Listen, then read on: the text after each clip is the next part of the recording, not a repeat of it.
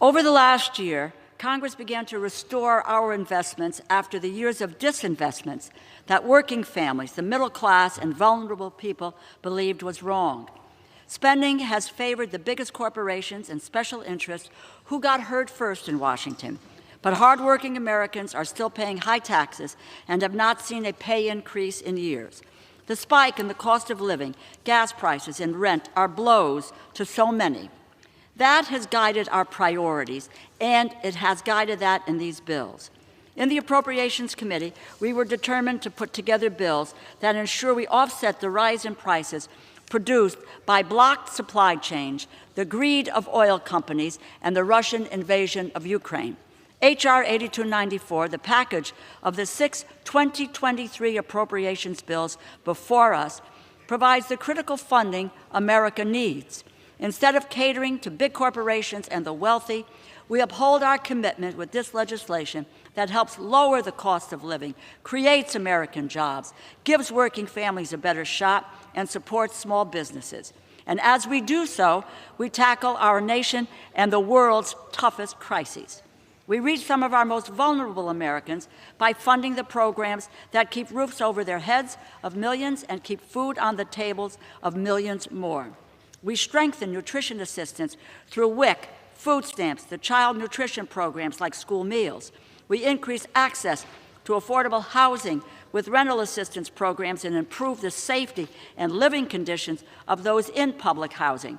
We also expand opportunities for families with support for home ownership programs. These bills help invigorate rural communities as we expand broadband, strengthen water programs in rural areas, and invest in single-family home loans.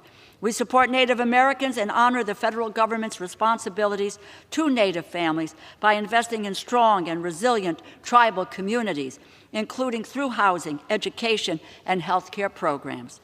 We also transform the ways we meet the needs of our veterans who deserve and who have earned our support, including the 9.2 million veterans who rely on the VA for their health care, by increasing funding for medical programs.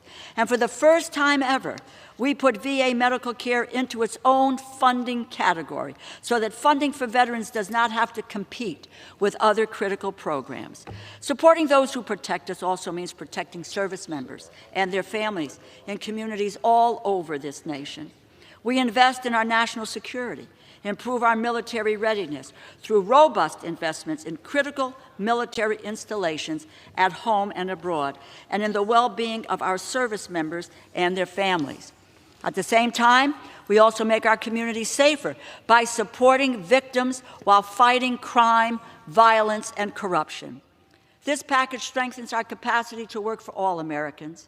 We ensure the IRS has the resources to crack down on big corporations and the wealthy who do not pay their fair share and provide better customer service to families navigating the tax system. And we protect consumers with more funding for critical consumer protection agencies by strengthening our food safety infrastructure, including oversight of the baby formula industry. We do this while bolstering economic development in distressed communities, strengthening our economy and our economic growth by supporting small businesses and entrepreneurs as they pursue the American dream. We create jobs and we put Americans to work rebuilding our infrastructure.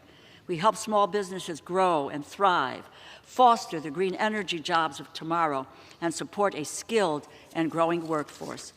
We confront the existential threat of climate change and strengthen our resiliency on various fronts, including by investing in cleaner, safer, and more affordable American energy, advancing climate science, conserving our land and water, expanding environmental enforcement, and embracing stronger environmental justice efforts. And finally, with inclusion of nearly 2,700 community project funding requests, totaling over $6 billion, we are directly meeting the needs of Americans everywhere in ways that will have a profound and a lasting impact. When taken together, this package meets the moment at a time when so many want to see critical changes in our priorities. It reaches every corner of our nation to give hardworking Americans, the middle class, and the vulnerable a better shot. I urge my colleagues to support these bills. And with that, I want to say a thank you to the subcommittee staff, led by our clerks, for all of their work. Christina Monroe with THUD, Martha Foley with Agriculture, Scott McKee with Energy and Water, Matt Smith with Financial Services, Rita Culp with Interior, and Jenny Nuschler with Milcon VA. I also want to say a thank you to all of the subcommittee chairs and ranking members for their efforts and their dedication to these efforts.